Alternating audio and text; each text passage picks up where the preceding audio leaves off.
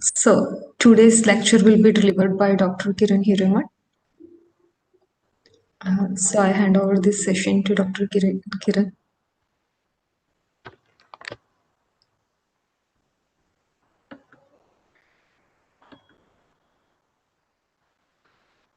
Hello, good evening all.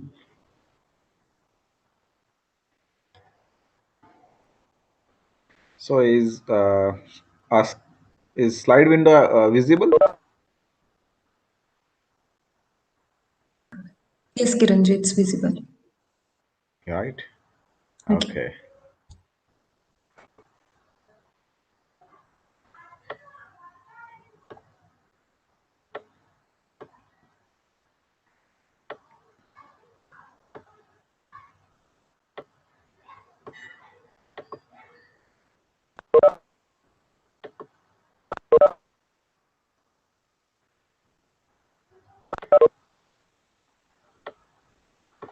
All right.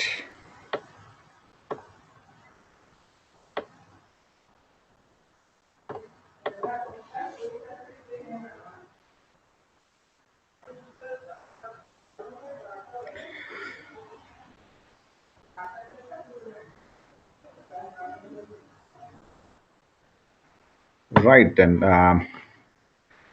My name is Kiran Hiremath, and I'm with the Department of Mathematics at IIT Jodhpur. And today evening, we will discuss a few things about linear transformations. Yeah? Uh, Many of you are teachers, so you are already familiar with the broad content of this course. So my idea is really not to teach you content-wise new, but to show you some of the connections that we need to highlight to students so that they feel connected with this subject and our delivery is more effective. So my main emphasis is on enriching the teaching rather than giving you anything new. So I want to keep this session more interactive. So please feel free to discuss, interrupt, or ask query. I will be glad to answer your queries. Yeah. So I suppose those among of us who are here, some may be teachers for engineering students, some may be teachers for science students. So, how many among you are actually teaching engineering students?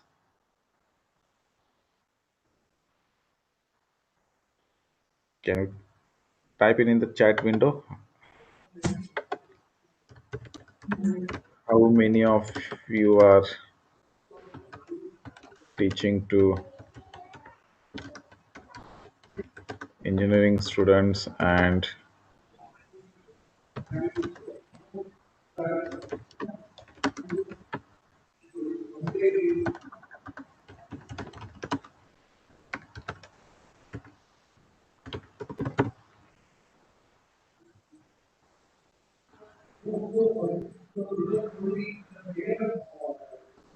so I just want to ask you whether your teaching of linear algebra will be same for engineering students as well as science students.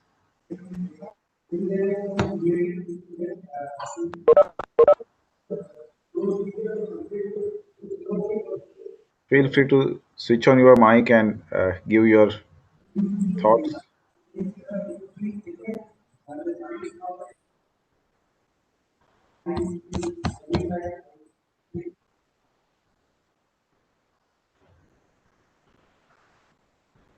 So we are around 18 participants. Okay. Sir, I think it is little bit different in between engineering students and science students. Yes. Yeah. So do you experience this difference? What is the difference from your point of view? Sir, I think for engineering students, it's very limited. It's introduction of vector space and introduction of linear transformation. Yeah. Yeah. Okay. When Student, we yeah. when we look at mathematics, there are broadly two thought processes are involved. One is analysis. In the literal meaning of analysis is that to take things apart and take a close look. The second thing is synthesis. In synthesis, we put things together and make out something meaningful. So, when we are dealing with students of engineering or science, we have to deal with both the aspect of analysis and synthesis. We need to tell them that how to take a concept, divide it into sub concepts, take a closer critical individual concepts under way of analysis.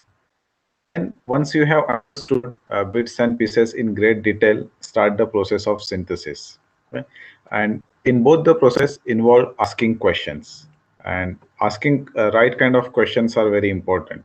And you will see that many times while teaching mathematics, we don't highlight this aspect that you ask some question and wonder what will be the answer, and that is the next step in the analysis. Or you just want to see that if we put together these two concepts, what is the interesting concept that we get. So one will take us towards applications, and second will take us towards understanding the working structure.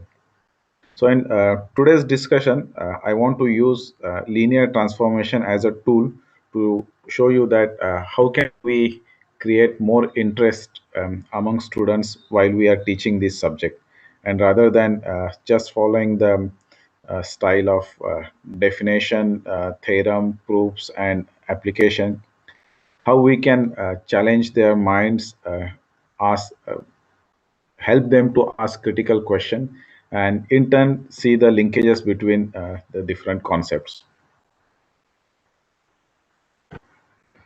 So what's the plan for today? In the last week, you have already seen the detailed discussions on vector spaces by Rana sir, and he also he basically defined what are vector spaces, gave examples, and then defined functions on the vector spaces. Just to recap, uh, the journey starts with a simple set is basically a collection of elements, and there is nothing interesting in that. We define two operations on this set. Yeah. So what are these two operations? Can someone pitch in? What are the two operations that we define on a set which will lead to Factor the notion? addition and Yeah. scalar multiplication. Yeah. And we have to keep in mind that these are not uniquely defined operations for a given set. Given set can have a different algebraic structure, that is this definition of vector space and vector addition and scalar multiplication. So even though the underlying set is same with the different underlying field or the defined operations of vector addition, scalar multiplication, we get different vector space structures. So this structure is more of a static kind of things. Nothing is happening. The happening starts when we start defining functions on these vector spaces. So that is what we are going to discuss in today's session. That if we want to define functions on vector space, how are we going to do it? So there are two ways of looking at this defining from the point of view of analysis. You see the underlying set, that is vector space, and ask yourself what kind of interesting functions we can define on them. And there is a wide choice for that. We need to make appropriate choices, and some of the choices are meaningful, and some of the choices are challenging. And we see that we make a choice which is more meaningful for a given context. The reason why understanding this concept is important, and we should introduce it to the students in the context of linear algebra, is that here things are still very close to R or Rn. students are well versed with R, R2, R3, R4, or Rn. So essentially, what we are doing in a vector space is that we are generalizing the notion that we are doing it in Rn. And this is the first step in the journey towards abstraction. Uh, from the vector spaces, we introduce the notion of norm, we get norm spaces. We introduce the notion of inner products, we get inner product spaces.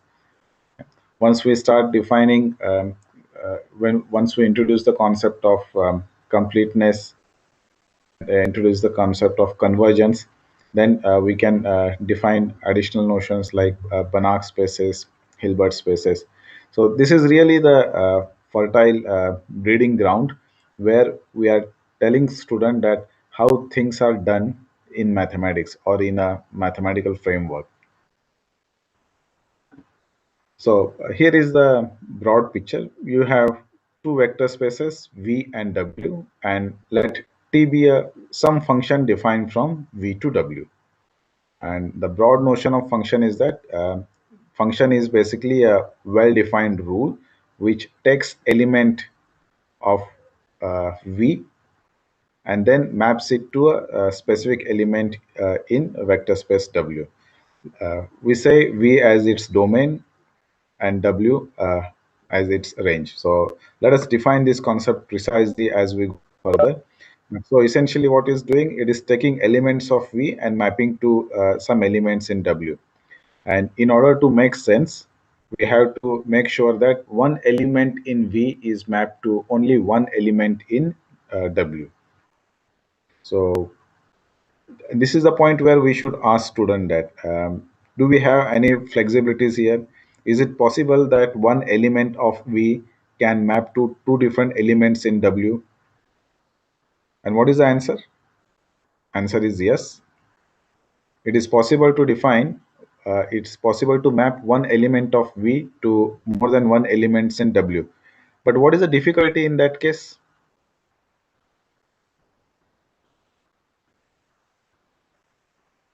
Who can tell me? It cannot be a function. It cannot be a function. So how to motivate student to see that it cannot be a function? One Sir, it is not well defined. Yeah.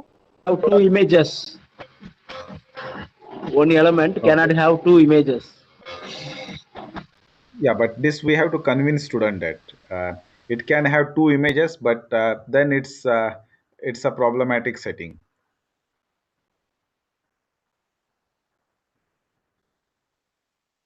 How can we convince student?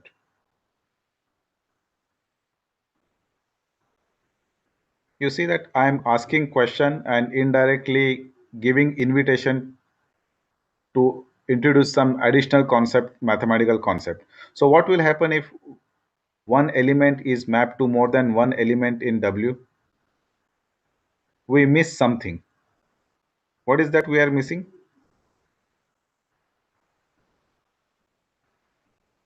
We are going from V to W. But in some cases, we also want to come from W to V, right? And Yes. as Sandeep has pointed out, there is a problem with the inverse. Yeah. So when we define inverse, two different elements are getting mapped to the same element, and then it is disturbing the structure. So what do you think? What kind of structure is more natural in sciences? One-to-one mapping or one-to-many mapping?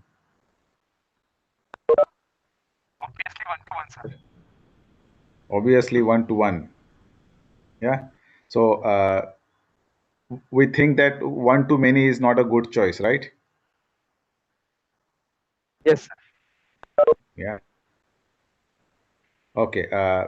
Let me give you hint.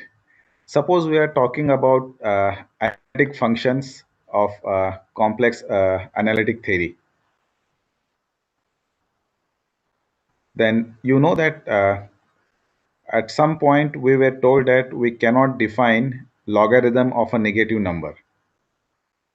But in advanced complex analysis, we define logarithm of a negative number. But what is the price we have to pay there? Function becomes multi-valued. So functions can become multi-valued, but then we cannot do calculus on those cases. And in order to define some operations properly, we need to make a choice. So multi-valuedness is natural, but we have to make a choice. So by discussing this concept, I have also given the broad view to the students that inverse function is also important, and somehow we need to make sure that we can move between one space to other space smoothly. And this has a nice application when we probably in one of the coming sessions, when you study solving differential equations by using some of the techniques of linear algebra, you will see that this is very important, that you change the coordinates. You go from space v to space w.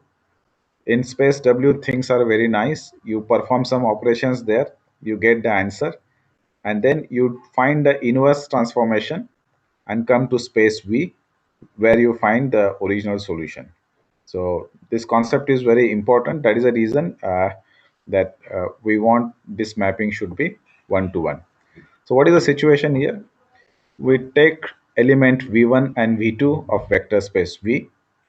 If v1 and v2 belongs to v, their linear combination v1 plus v2 also belongs to v.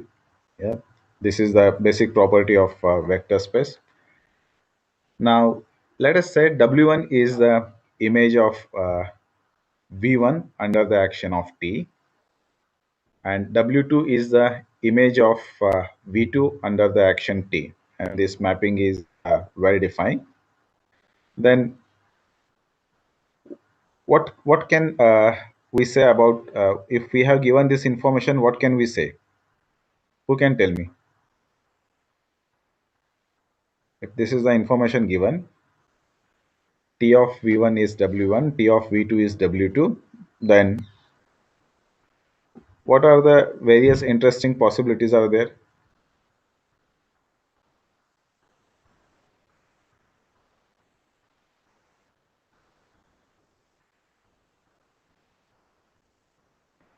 Please, I want to keep this session interactive. T of V1 plus V2 equal to T of U1 plus T of U2. Okay, is it right? Who is this speaking? Jai Kumar? Yes, sir. Yeah. So what is the opinion of other colleagues? Jai Kumar is saying that T of V1 plus V2 is equal to T of V1 plus T of V2. I will say that no, we cannot No, say yes. so. If T will satisfy this linearity condition, then it is true. Yeah, and I'm not saying so far that T is linear. I'm just defining T is some mapping. In general, it is not true. Yeah. So if we have this piece of information, T of V1 is equal to W1, T of V2 is equal to W2, W1 and W2 are elements of vector space W, then what is something that we can deduce?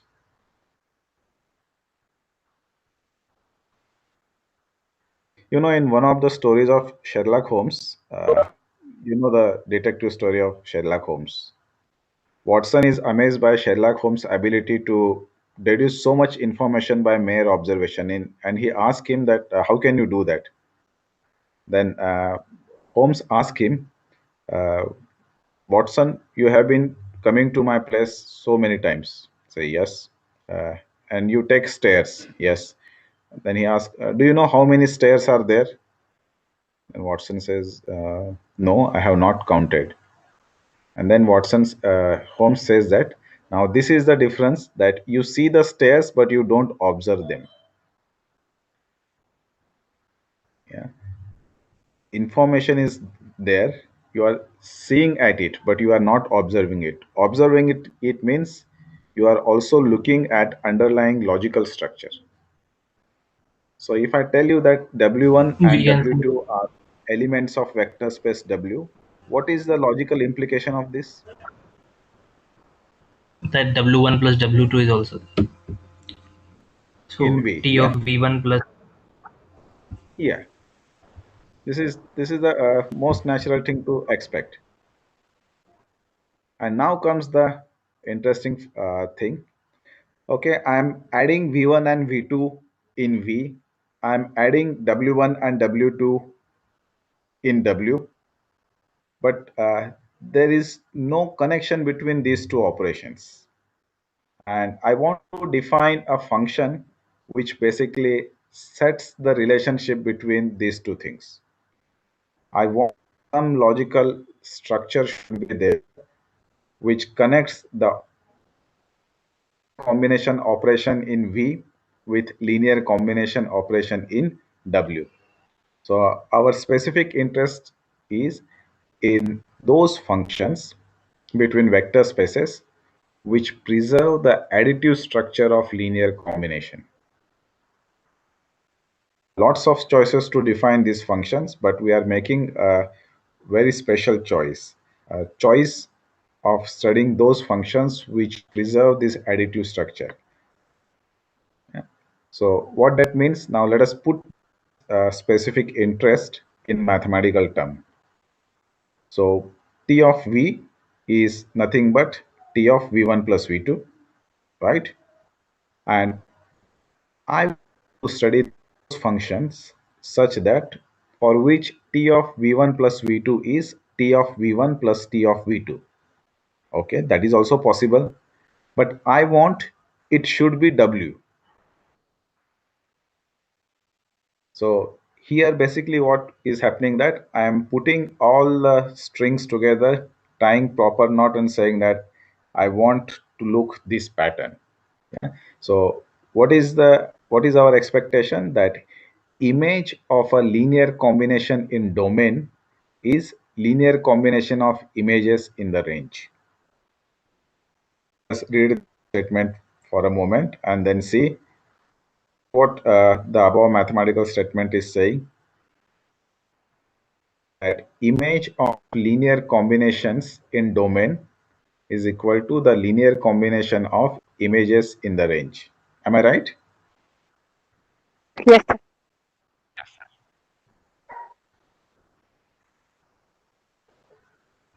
The mathematical statement is algebraic notion, whereas its interpretation is geometrical, right? And we are trying to play this interplay between algebraic understanding with geometrical intuition. Both are very important. Neither one of it is better than the other. Okay. So here I want to set the stage that what kind of function I want to define. So it doesn't make sense just to jump to the conclusion, say that linear function is defined as blah, blah, blah, blah, blah, blah. Yeah. Why? Why only that definition makes sense? Yeah. So we have to give them motivation that why we want to do this. Yeah. One can have very specific interest, and many times these interests are coming from studying these kind of structures in variety of applications. And in many applications we see these kind of things. For example, say if I turn the knob of amplifier by 1 unit, volume is increasing by factor 2. If I turn it 2 times, then the volume is increasing by factor 4. So naturally, if I want to increase volume by factor 8, I know precisely how many times I want to change the knob. So linearity is very important. So what it is saying that T of V1 plus V2 is equal to T of V1 plus T of V2. And these kind of functions are called as linear transformations or linear maps.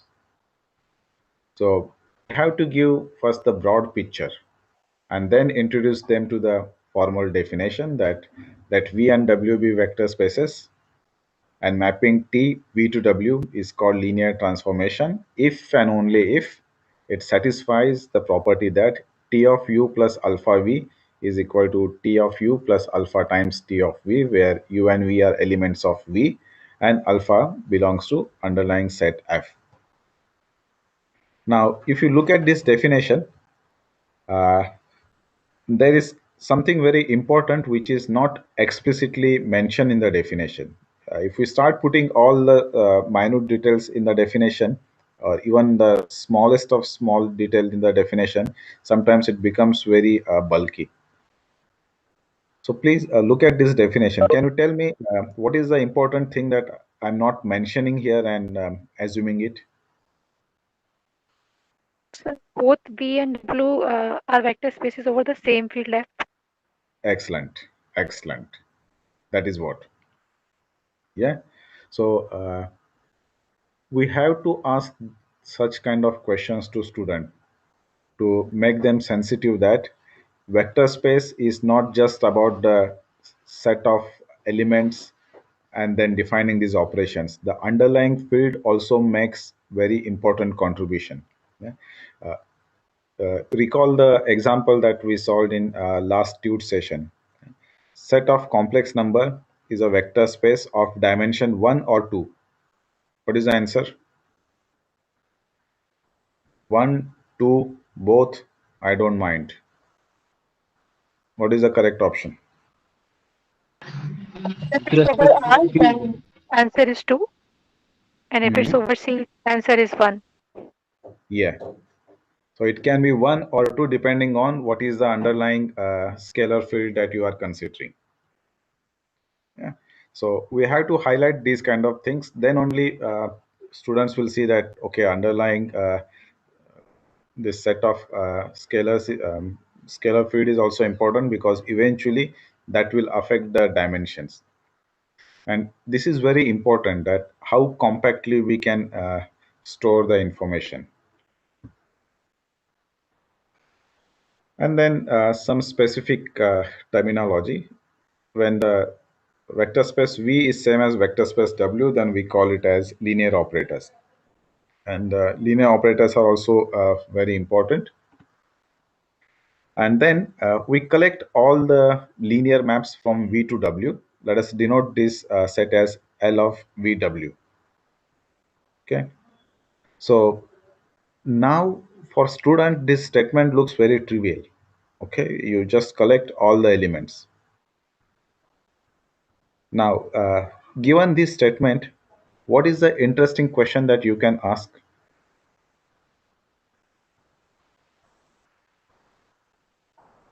So if I give you this statement that collect all the linear maps from V to W, and let's denote this set as L of VW.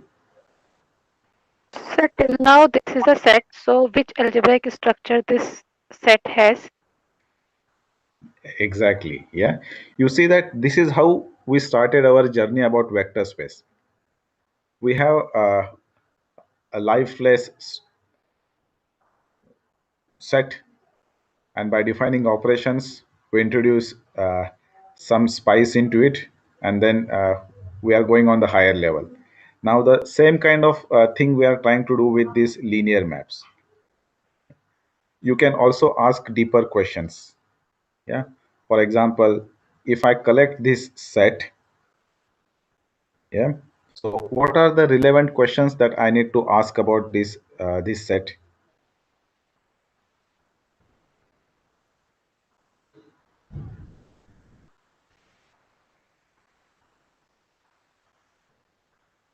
Please tell me.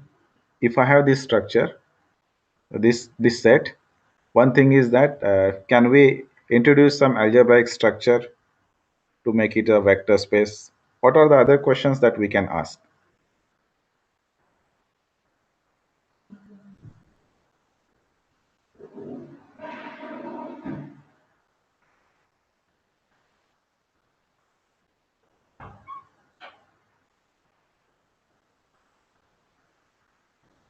Yeah, Sandeep is asking, if V is equal to W, do we have to use this notion LVV? No, then it's not required. One can simply say LV.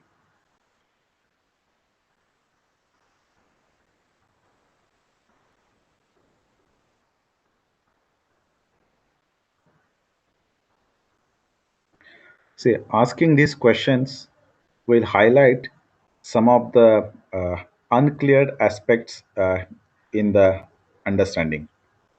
For example, this how big is this set LVW?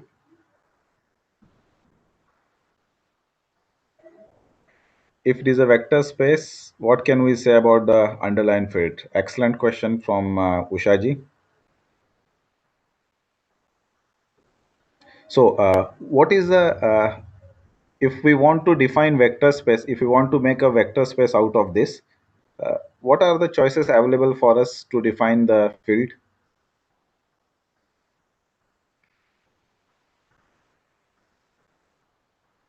Or I will ask even the rhetoric question. Do we really have a choice to choose field here if I'm considering LVW?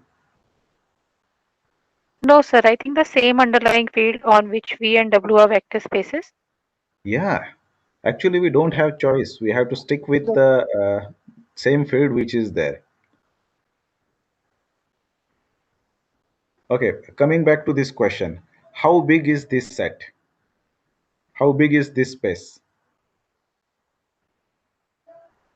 Set of linear maps from V to W. The first question. Is this question meaningful? How large, how big is this set? Yes, sir. This is a meaningful question. Yeah. So how can we quantify this thing?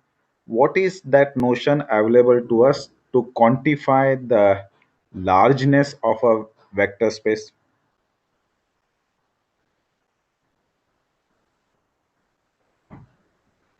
This is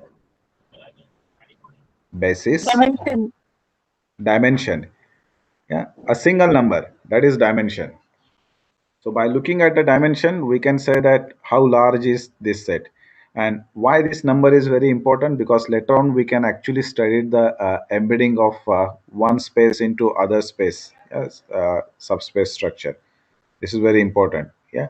So the relevant question one can ask here, what is the dimension of this space? And if you see in all this definition, we are not explicitly defining V and W should be a finite dimensional space. Right now, these are just the vector spaces, maybe of finite dimension or maybe of infinite dimension. And uh, you all know that one of the standard question based on this LVW is that what is the dimension of LVW, right? Yes, If sir. if V is of dimension n and W is of dimension m, what is the dimension of LVW? Mn, Mn. yeah. Yeah. Yeah, so we all know these things, but we have to give motivation that why we want to know. It means that if we know mn functions which are mapping space v to space w, then we essentially know this structure. And what is the use of this information? Where do we use this information?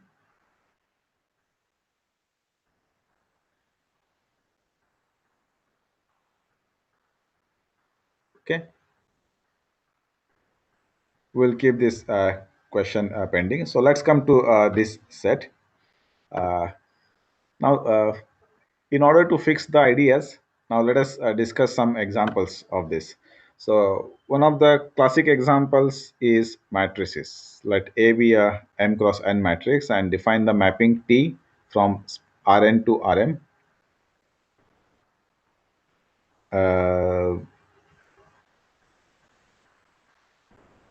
Is isomorphic to yes. Yeah, right. Yeah. So I'm seeing many of the answers are coming, which is very good sign that you are saying that what kind of underlying connections are there. Very good. So let us define the mapping T acting on X as AX. And the action we need to ask is that is T linear transformation? Answer is very obvious. Yes, T is a linear transformation, right? Am I right? Yes, sir. Yeah, yeah. So far this is very straightforward thing. Corresponding to this thing, we have to spice up this statement. This is how do we verify that T is a linear transformation?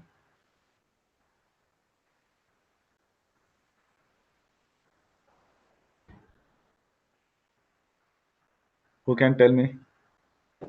So we have to check T of x1 plus alpha x2 is equals to Tx1 plus alpha time of Tx2, where Yeah. x1, x2 belongs to this Rn. Yeah. So basically, we are using the uh, basic definition here, right?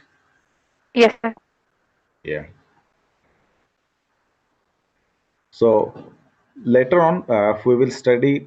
So this is the point where we have to give some interesting thing that on a finite dimensional space, every linear mapping has a matrix representation.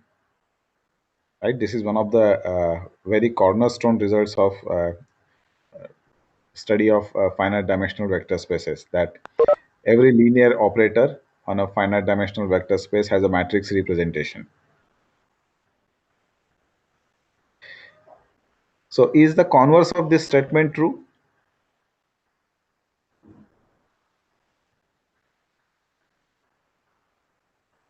Yes. So every matrix represents a linear transformation.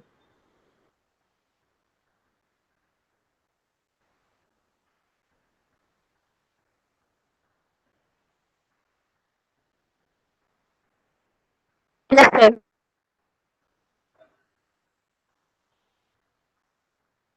Yeah. So this is the point where we need to force them to think in the other way. So in all these cases, what we are doing is that we ask some question, we answer it, and from that answer, we are asking further questions, which are deciding how things will evolve in the next course of action. Let us look at the next example. Define a mapping from space P3 to P2. P3, P2 are polynomials. P3 is a set of all polynomials of degree less than 3. Am I right? Less than equals to 3. Less than or equal to. Yeah. What is the reason that we need to consider less than? Why not just equal to?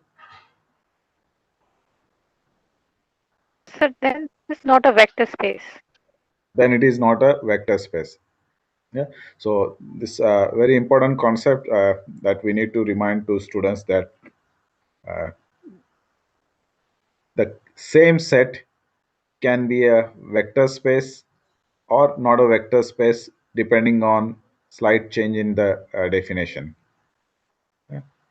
So we have to say that less than or equal to. And let us define the mapping as T acting on element P is nothing but derivative of P with respect to X. Is this T linear transformation? Okay. Can we Yes. use the same approach that we used to address the first question to answer this question? That is the basic definition of linearity.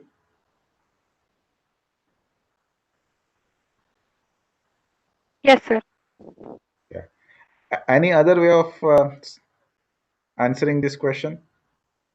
Property of derivatives. We can also use properties of derivative, right? So when we introduce the properties of derivative, recall 11, 12 standard mathematics. Did we use the word that derivative is a linear transformation?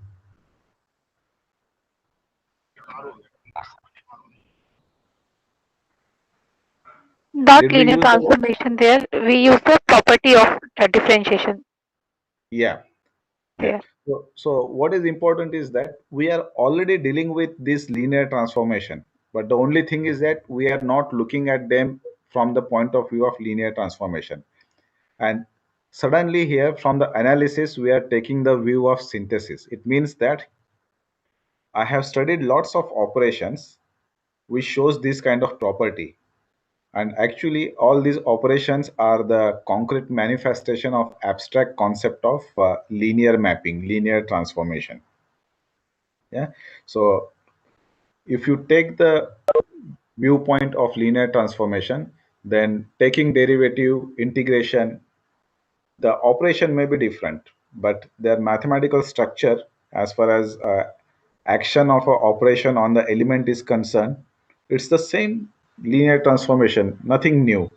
And then we can derive lots of information from that. So it is very important that we need to highlight this both analysis and synthesis aspect of mathematics to student. So without using the definition of linearity, by using the properties of derivative, we can show that this mapping is linear. Okay.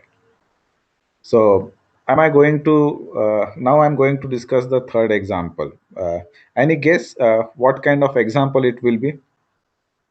Integration of a function. Okay, what are other options?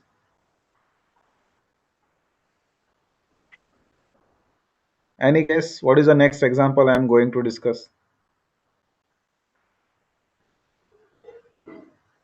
Zero map, identity map.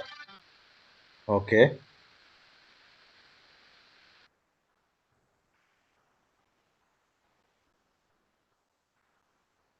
How many participants are there? 23, and I'm hearing only 4 to 5 voices, very active voices. What about others?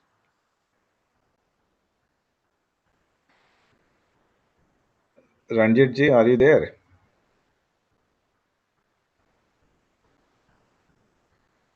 Yes, sir. Yes, sir. I'm here.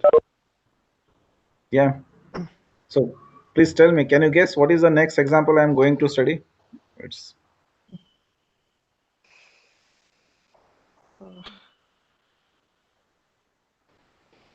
It is difficult to guess. Sir, some linear transformation from Rn to Rn or something. Or any you vector see that space now greater the than pattern is matrices. building up. Some setting, a mapping is defined, and a question is asked. Is this mapping, is this transformation a linear transformation? And the way of solving this question is also more or less standard. Use the basic definition or some properties. Yeah. But this is where we need to introduce, if you want to reinforce some concept, sometimes you have to take the opposite viewpoint. So we have to enrich the instruction. So let us take this view. Define T from R to R2, where mapping is given by this. So is this a linear transformation? What is the answer? Yes, sir. Rotation. Yes, very good. So it's also important to have geometrical interpretation. Is this a linear transformation? Yes, sir.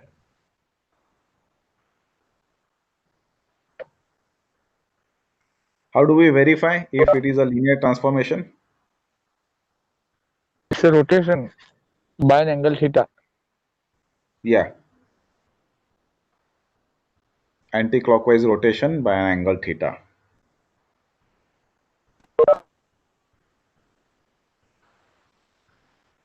So can we use the same approach that we used to address first and second question to check if it is a linear transformation?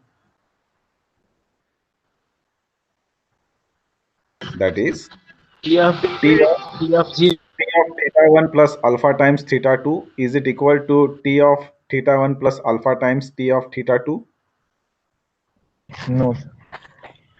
So we can use some simple property from the geometry of school level classes. For example, For example, multiply an angle by some constant. Okay, then we can if we have a vectors, so till this moment we haven't introduced the vector. We can take even zero angle and then see that if T of 0 is 0 or not. uh, don't discuss this point. I will come to it. This is a very good observation, but let us not discuss that. Let's keep it aside for time being. So from the first two example, I set the expectation that some setting is given, operation is defined, and then you use the basic definition to verify if it is a linear transformation or not. So, and here I'm asking the question, is T of theta 1 plus alpha times theta 2 is equal to T of theta 1 plus alpha times T of theta 2? True or false?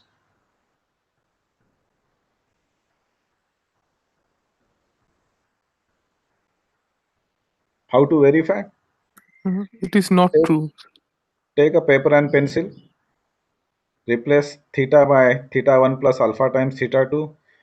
Use the expansion formulas for cos and sine, and then try to rearrange it, right? That's how one will do it, right? And what do we get?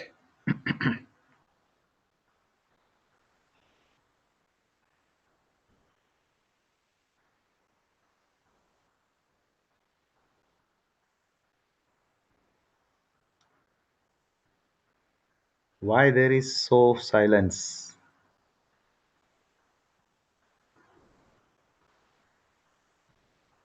ऐसे ही करेंगे ना, या कोई और तरीका है?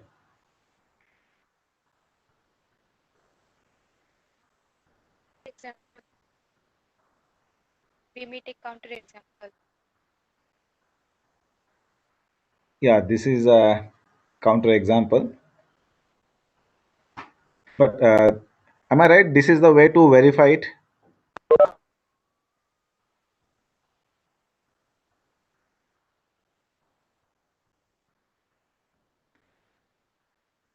Debashish is saying that it's not linear. Debashish, can you tell me how you will verify it, if it is a linear or not? Sir, cos theta 1 plus theta 2 is not equals to cos theta 1 plus cos theta 2. Yeah.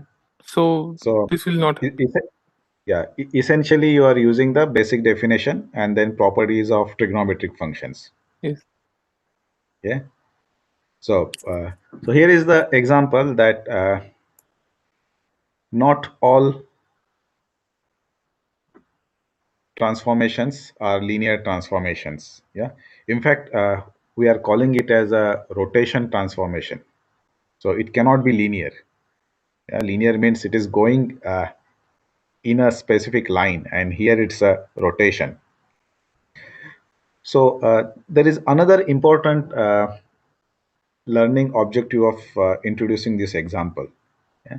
So basic definition of checking linearity is fine, but every time if we start using those definition, for example, just imagine, just for the sake of argument, I'm saying instead of cos and sine, I'm using Bessel function of first kind and Bessel function of second kind.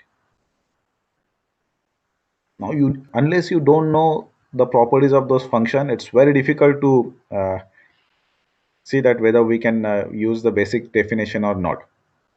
So that demands that we need to probe further and see what are the special properties of these linear transformations. So that brings us to study of further study of linear transformation. And one of the simple, very nice property of linear transformation is that if V and W are vector spaces and T is a linear transformation, then T of 0 is equal to 0. Now, before we discuss this concept, I want to make you understand that this 0 as an argument of T is different than the 0 which is coming out. Yeah. T of 0, this 0 is 0 in vector space V and is equal to 0. On the right hand side is 0 in vector space W. So some authors will write that 0 subscript V, 0 subscript W. But when there is no confusion, we simply write it 0. But we need to interpret it in the context that this is 0 in that vector space. And we have seen in a tutorial example that this 0 need not be actual numerical 0. It can be also 1, 2, or any other number. I hope you recall that tutorial example. Yes, sir. Yeah. So this is very important characterization of linear transformation, that they map 0 in the domain to the 0 in range. So let us prove this. Okay, how to prove this? All I know is that vector space Alpha minus alpha. Some alpha in V and minus alpha in V, if we and try to use property. oh, yeah. We can go one step further and simply start with this very basic tautology kind of thing. T acting of 0 means T acting on 0 plus 0. 0 is the additive identity. So if I add to any element, I will get the same element. It may be that element itself. Okay. What is the next step? Linearity of T. Yes. Right. Yes. Yeah. This should immediately pop up in the mind. Use the linearity, then cancel T0 on both sides, which gives you T of 0 is equal to 0. Yeah. And now look at this example from this proposition point of view. So who told this approach? Who was that? To cancel, it is not a numerical, sir. I was saying that T of 0 will not 0. Yeah, yes. Yeah. So what we have to do is that we have to see where the 0 is getting mapped. So in this case, what is the image of 0 in R? What is It the will image be of 0? it will be XY. Like It will be XY. Yeah. this will be identity matrix. Yeah. Yeah. So this shows that it can't be a linear transformation. So now the life is much simple. But before we go further, again, come back to this proposition and ask the question. T of 0 is equal to 0. Is it a necessary condition or it's a sufficient condition? Or both?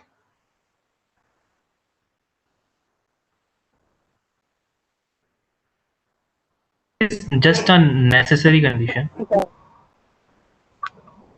I Okay. can take a parabolic thing T of x is x square. That will be not linear, no? Yes. But T of 0 will be 0. Yes. Yes. Yeah. So when we ask this question, it is basically exciting us to relate this concept that something we already know, and which will help us to get a better idea that this is the necessary condition. Yeah, but this is not sufficient. So it means that if I want to disprove, I can use this. But if I want to prove, can I use this? No. If it is 0 at 0, then I cannot say that I cannot conclude that it's a linear transformation. I don't know what it is doing to other elements.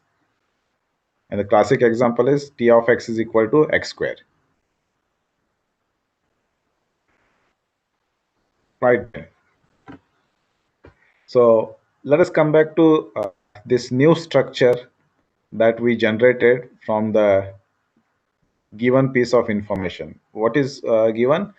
We have given vector spaces V and W over same field F. And without loss of generality, if I'm not mentioning underlying field, I always mean that it's the same field. And then we collect all the linear transformations on this vector space. And then just like we asked the question for the set, that when a set is a vector space, we can also ask question here that can we make this LVW as a vector space? And how to answer this question? If I want to answer this question, what are the things I need to do? So first of all, we have to check the two operations. Yeah. Is that all?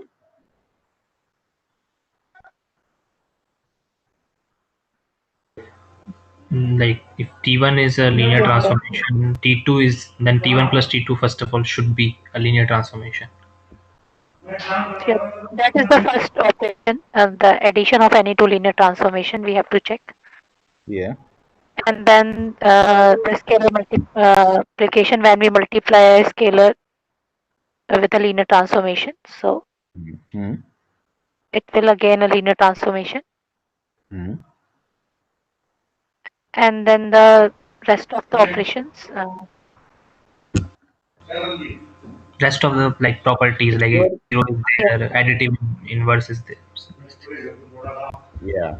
See this, we need to ensure the existence of additive inverse because additive inverse plays very crucial role in all these cases. Yes. So definitely, the first important thing we need to define is this vector addition and scalar multiplication operation, and we need to also define what is the additive identity here. So we define, let us say, T1 plus T2 is defined as it's nothing but T1 plus T2 in the range. And since range is a vector space, this is a well-defined operation. We don't have to make any extra effort to give meaning to this operation. In case of scalar multiplication also, what we do, alpha times T is defined as alpha times T acting on V is defined as alpha acting on T of V. And since W is a vector space, alpha times T of V is meaningful as far as this scalar alpha is coming from the underlying field. Yeah. So in that sense, both of these operations are meaningful. And then the important question comes, what about the additive identity? What can be additive identity here? Zero map, zero linear transformation. Zero. And what it is doing? Sending every vector to zero there. Sending every vector Vector T in to V to zero vector in W. W. Yes. Yeah. So that is this. It takes all the vectors, it takes any vector V in vector space V and it maps to zero vector in W. And with this, it can be verified that this is indeed, and then here to enrich the experience, we can ask the question that in all these discussions, we have not used the notion of dimension of a vector space. If V and W are finite dimensional vector spaces, what can you say about dimension of this vector space? So, so this gives a challenge that, okay, so what can be the answer? Whether this is a finite dimensional vector space, a vector space or not. If it is a finite dimensional vector space, what is the nature of basis element of this vector space? So we have defined vector addition, scalar multiplication, but what about the regular multiplication or product of two transformation? Can we define that?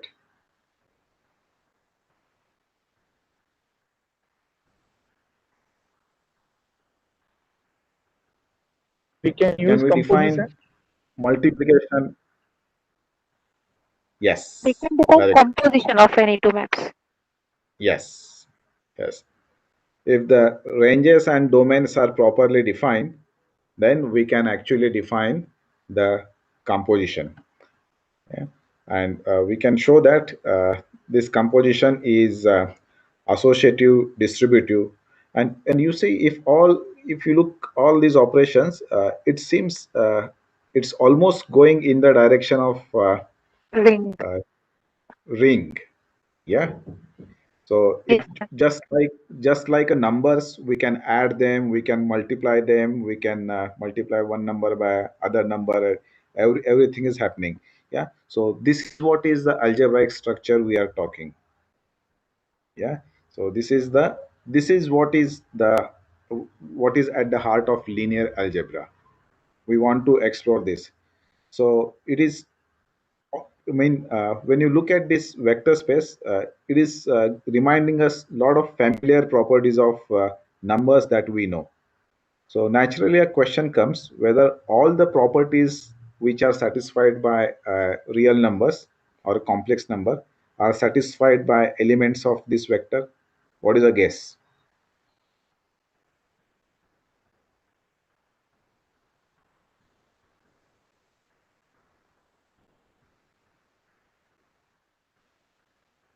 So again, this is the question of analysis.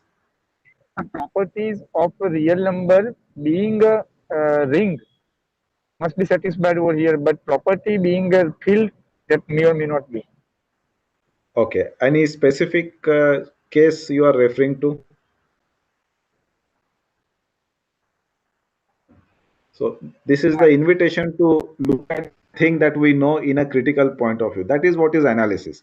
Analysis is not seeing at the thing, but observing it. What is some operation that we do with the numbers and we simply don't bother to give respect to it? It doesn't matter.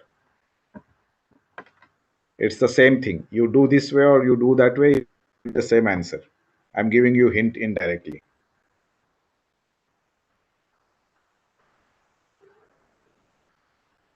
Come on, come on. I have already gave you the hint. Commutative property. Say it again. Commutative property. Can you be more specific? You are on the right track. Is A into B is same as B into A in the numbers, but same thing is not true in function. Yes. This multiplication of maps is not commutative. Yeah. S composite T need not be same as T composite S. Yeah. So in that sense, these numbers are very special. Yeah. We can get some many properties of those numbers in this space, but not all properties. And then here is a very nice question. So suppose if this is true that S composite T is equal to T composite S for any T and S in this element, then what happens? Yeah. And this is very, very important. Uh, Linear algebra has a lot of applications in quantum mechanics. Yeah.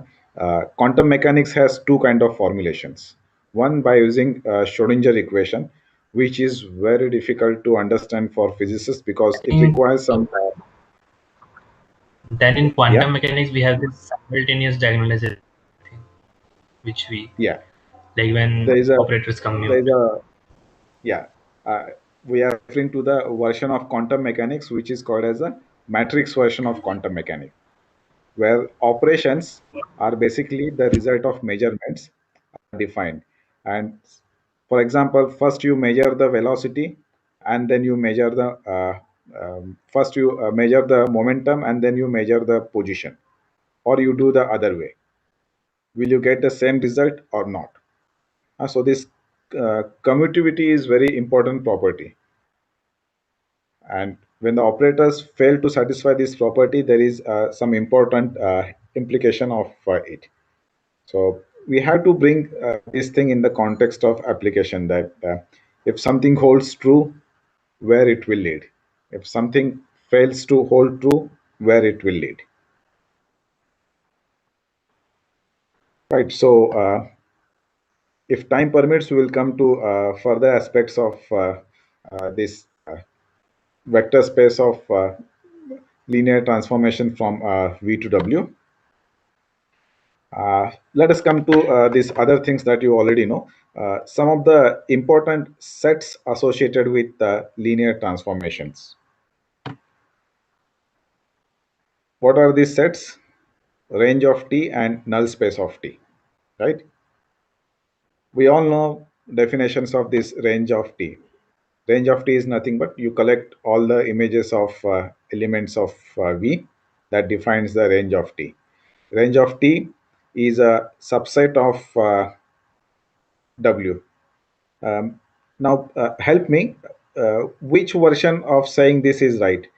Range of T is a subset of W, or range of T is a subspace of W? So it's a subspace.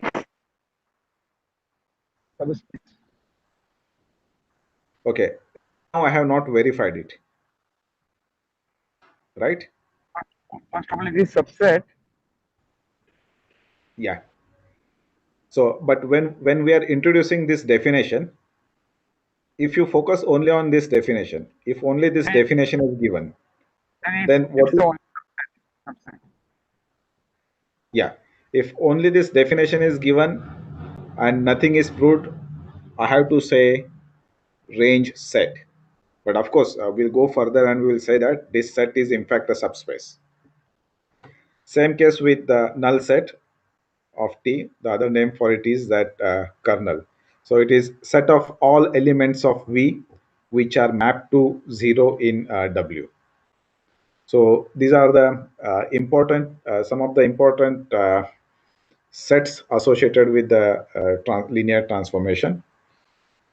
So this is the place where for the first time we introduce the finite dimensionality of these vector spaces. Yeah.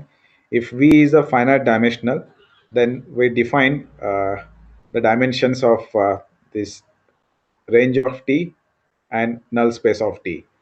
The range of T is called as rank of T, and dimension of null space of T is called as nullity of T.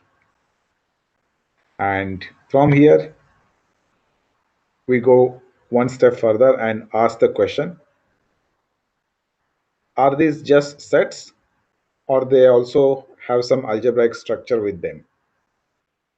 And answer to that question is yes, they are not just the sets, but they also inherit the algebraic structure of their mother's space. That is, in case of null space, it inherits the algebraic structure of V, and R of T, that is range of T, inherits the algebraic structure of W. So I want to use these two examples to see that how we can use proof as a demonstration of synthesis. So it means that we know the individual facts and we need to combine these individual facts to come up to a deeper observation which is not immediately available. Yeah, look at this range of T, null set of T, these definitions, these are just looking at the things but not observing it.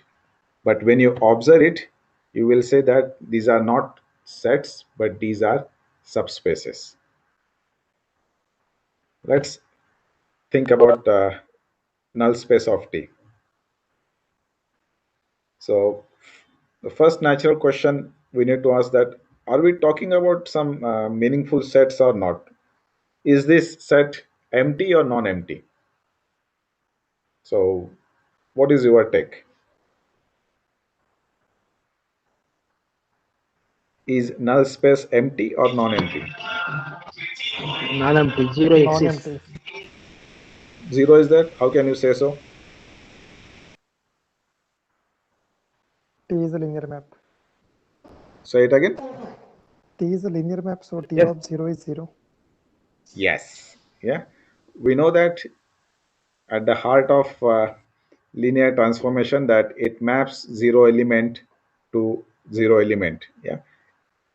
I'm talking vaguely, but it means zero element in a domain to zero element in range. That's what I want to say. So it is definitely non-empty, so it makes sense to talk about. Then what is the next thing we need to prove if we want to show that this is a subspace? What is the subspace verification criteria? Do we have to verify all the properties of vector space? No, sir. No. Then what are those minimum properties that I need to verify? It is closed under addition and scalar multiplication. Addition Yeah. and scalar multiplication. But this is not enough. What else we need to do? 0 also belongs to that set, right?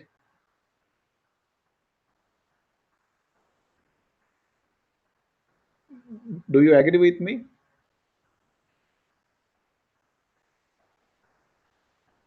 Is it required to show that 0 also belongs to that space?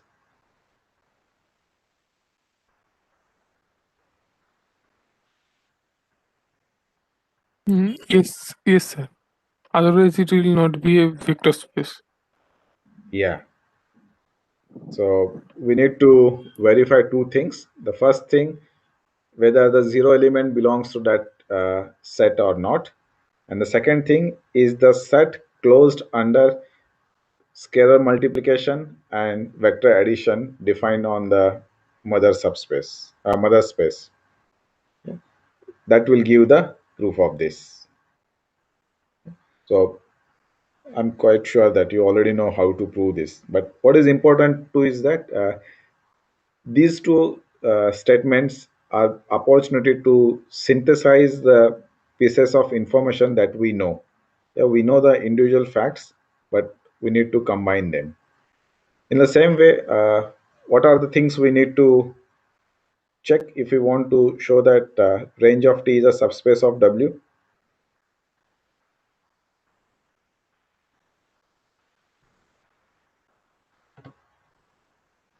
Take any two elements in range. If they belongs to range means what?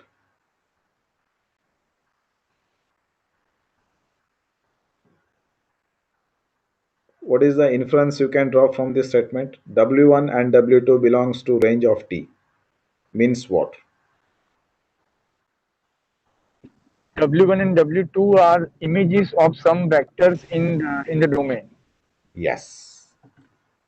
There exist vectors V1 and V2 such that their images are W1 and W2. Okay. Then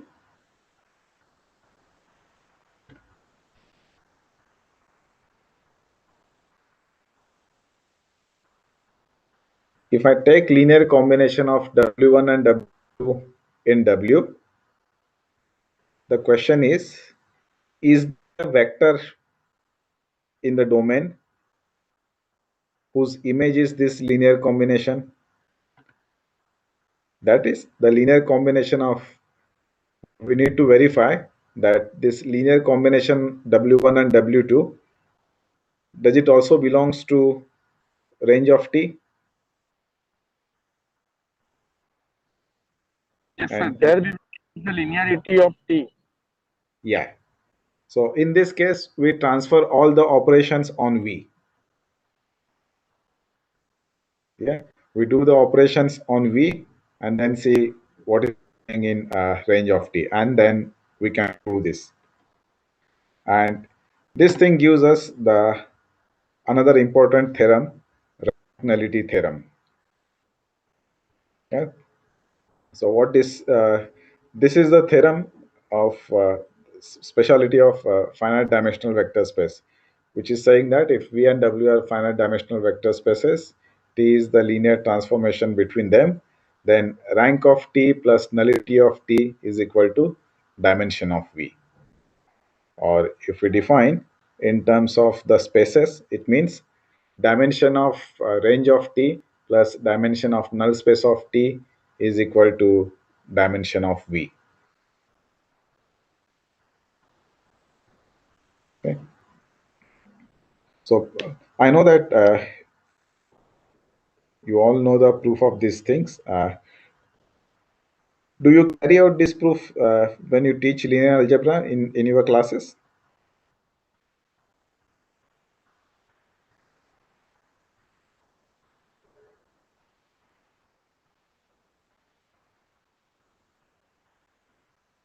Can you share with me what kind of difficulties student face, or you find it challenging when you prove this theorem to students?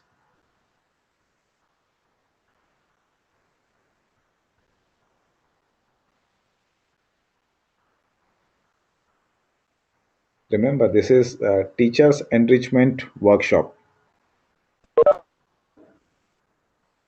I know that you know the proof of this, no doubt about it. But my question is about what kind of challenges students face, or what kind of challenges you face to prove these things to students, or convince these ideas to students.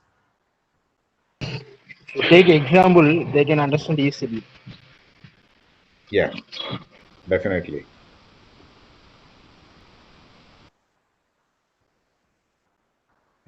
To appreciate abstract thing, it requires a training of mind. But for concrete thing, because we can touch them either physically or with the hand of mind, then it is easy to do it. But seeing it something with the eyes of a mind is very difficult, but it's very powerful. And you know that maths is also called as science which makes invisible thing visible, of course, in mind.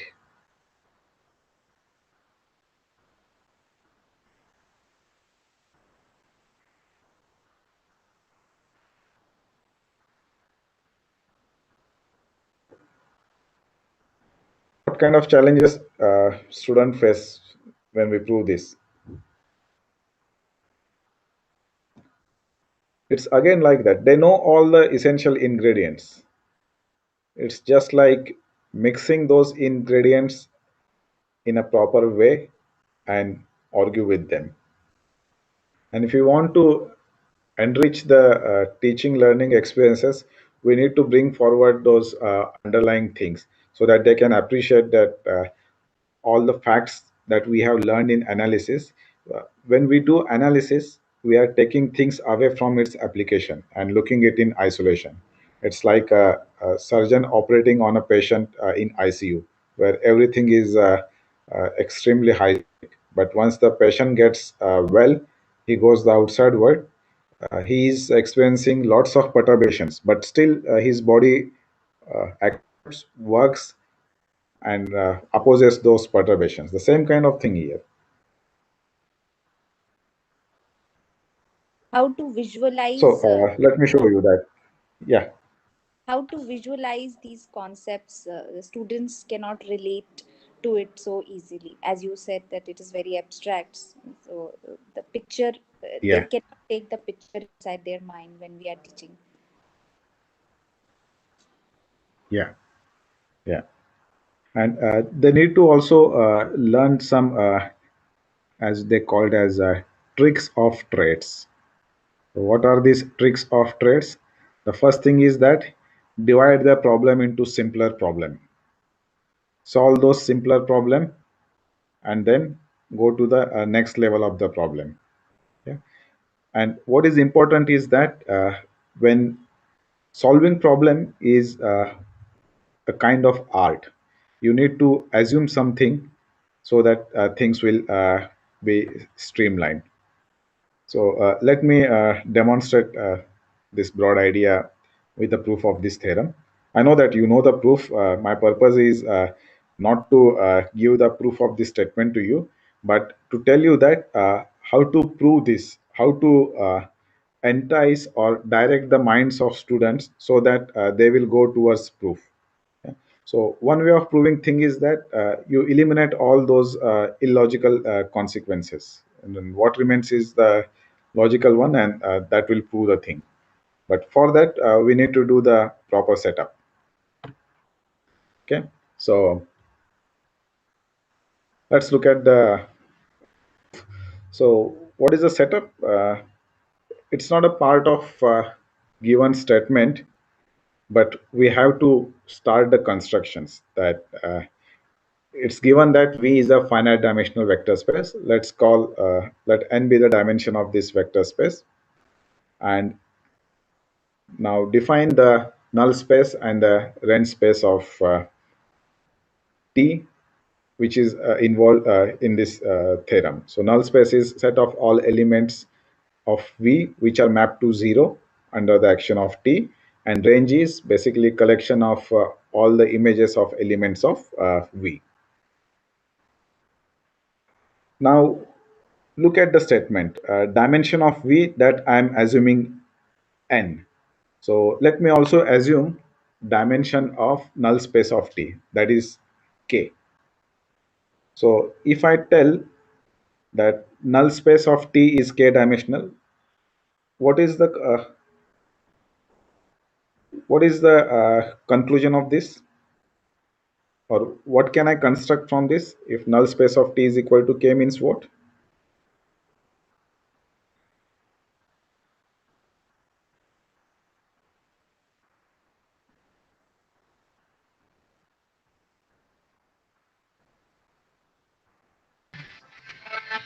There are k elements. There are k vectors which reaches to 0 in the group. Yeah, this is the next thing that should come to the mind. So it means that there are k elements v1, v2, vk in V such that these k elements are the basis of V. Okay. So what is the second conclusion of this choice? Look at the vector space V. Part of this vector space V is null space. Null space is of dimension k. And I know that the vector space is of dimension n. What that means? It's sheer play of logic. Can I extend this basis,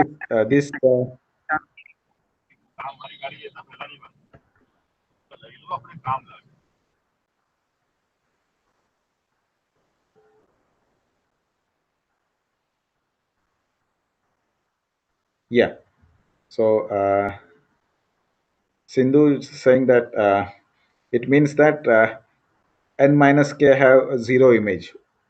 What is the other way of saying? It means that there are another n minus k vectors vk plus 1, vk plus 2 till vn in V such that if I consider this v1, v2 till vk and add them this additional element, they form the basis of V. Now, is this statement clear? This is very important, that given a linearly independent set of dimension less than the dimension of a vector space, it can be extended to the basis of a vector space.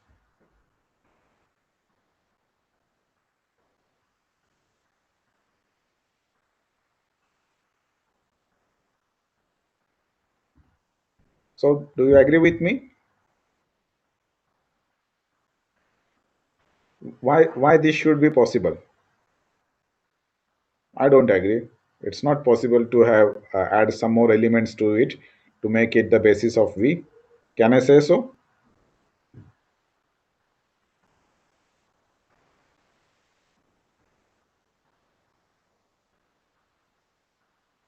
How can we prove this statement? If they are linearly independent. Yeah. But here the thing is that there exists another n minus k vectors. But we don't know right now whether they are linearly independent or not.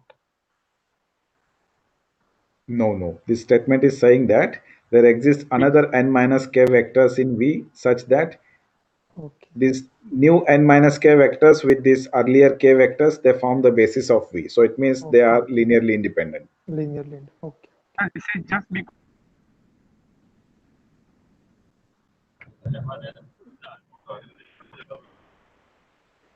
Again, this is referring to one of the questions of the tutorial that show that every finite dimensional vector space has a basis. Right? So if it has a basis and it is of finite dimension, it means there must exist n linearly independent vectors.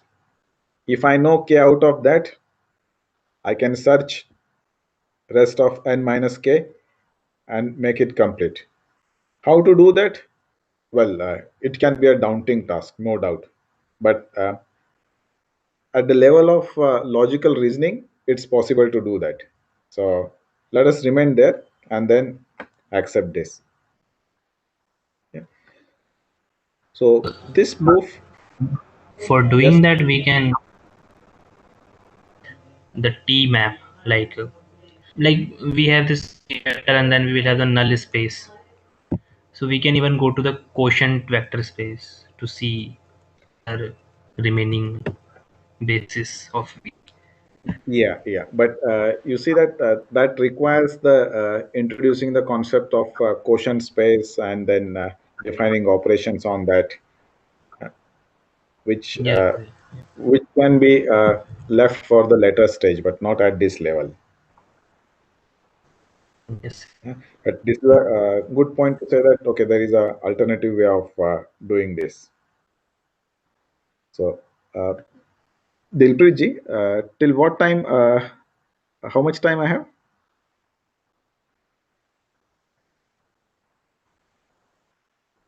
You have around 5 minutes. 5 minutes. Okay. I think I may still 5 more minutes Okay. so that I can conclude it. So please Okay. bear with me. No problem. Okay. So to prove this theorem, essentially what we have to show is that rank of T, that is the dimension of range space of T, is n minus k. So that means I need to somehow get hold of n minus k vectors which can act as a basis for range of T. And I don't have to look here and there. I can take this set and apply T on that.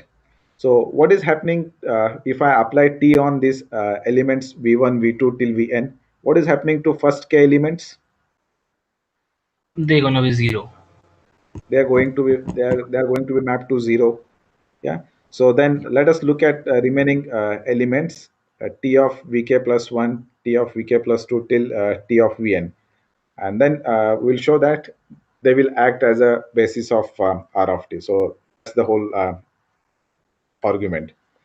So to show that something is a basis, we need to prove two things. One is the span is equal to the entire space, and then this set is linearly independent. Right? This is what these are the two things we need to show. So let's first show that the span is equal to entire space. So what is the meaning of span is equal to entire space? It means that if I take any element of range of T, it should belong to span. And if I take any element in the span of this set, it should be in R of T. That's what we want to do it. So let us take element V in a vector space V, and I can represent this vector in terms of the basis of V. Now, help me. What is the next thing I'm going to do now?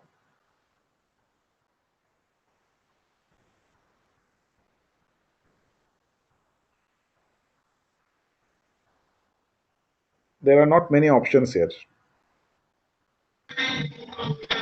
Take a transformation on the side. Yeah. Let us look at image of this, because you see my ultimate question is with the range of T. So I have to go to the range space. So that's what I will do. So I know that T of V belongs to range of T. And what is this T of V?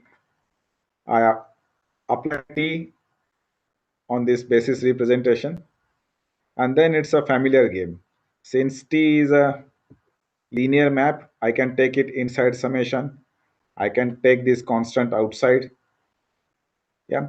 Now this is the summation from 1 to n. But do you have to consider these n terms, or can I simplify it? Yes, we can take the last n minus k because all Yes. other T of Pi is 0. Yeah. All of them will be mapped to 0. So we have to consider only from k to n. And this thing belongs to range of T.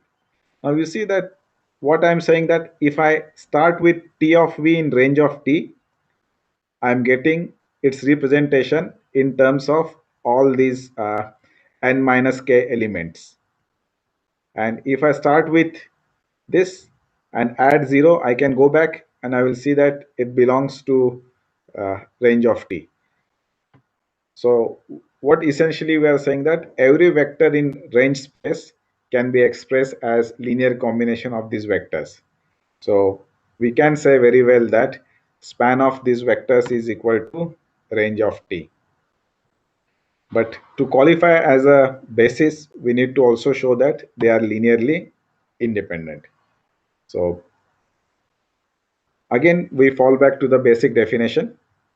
If you want to show that they are linearly independent, we consider the linear combination from I running from k plus 1 to n.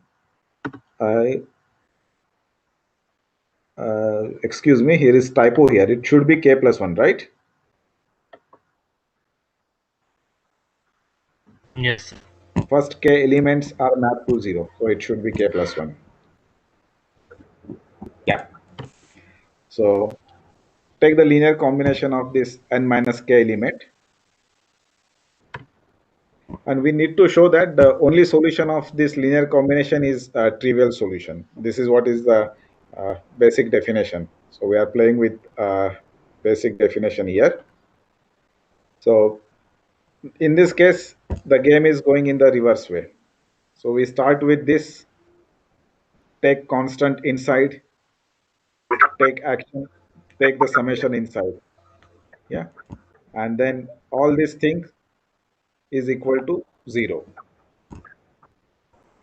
Now, what I know is that all this V1, V2 till Vk and Vk plus 1 to Vn, they are the basis of vector space V. So it means that they are linearly independent. And here I'm considering only part of it. But I cannot say that only part of it is linearly independent. From this, I cannot conclude it. So what I do is that let us look at this t acting on this summation ci vi I from k plus 1 to n. Let's call this as v tilde. So where is this v tilde in vector space V? When t acts on this linear combination, it is giving me 0. So where is this? Yes, as Arun says, this must be in null space. There is no other way. And I already know that null space has k basis elements. So we can express this v tilde in terms of k basis of null space. Now I have two representation for v tilde. One is in terms of its basis element and other that I'm obtaining from my assumption. So from here, we can say that this difference must be equal to 0. So let us write it in a compact form. Summation alpha I vi, I from 1 to n is equal to 0. Alpha 1 to alpha k are my di's, and then alpha k plus 1 till alpha n are my minus of ci's. So are you with me here? I'm just rewriting it here.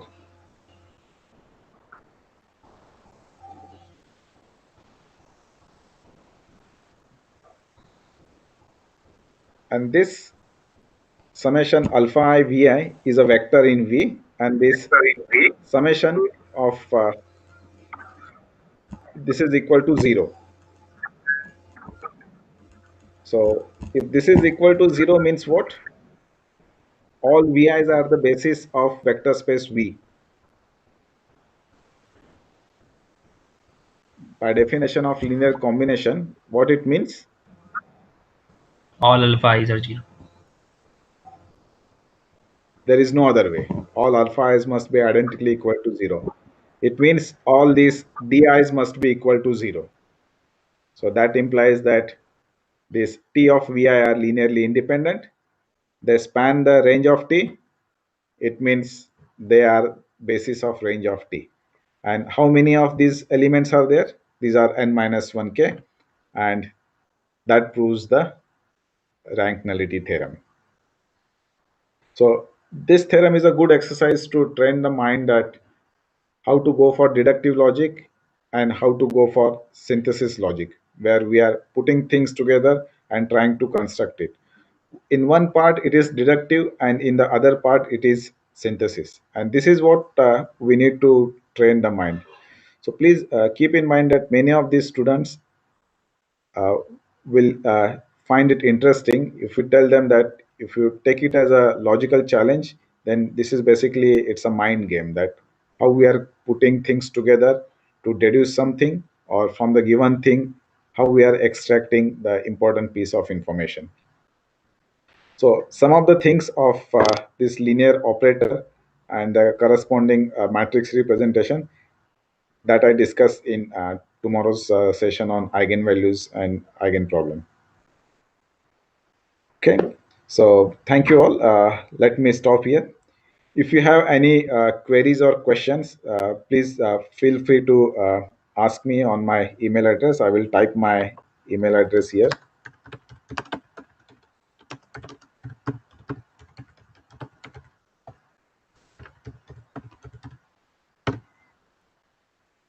And I wish that your students will enjoy doing mathematics. Thank you all. Thank you very much, Kiran. Thank you, Dilpreet. Thank you for this was a wonderful talk, and My pleasure. we chat that people enjoyed this talk. Thank you very much. Okay, so everyone, and tomorrow we will meet at 5:30 again to continue this discussion. Okay, thank you. Bye.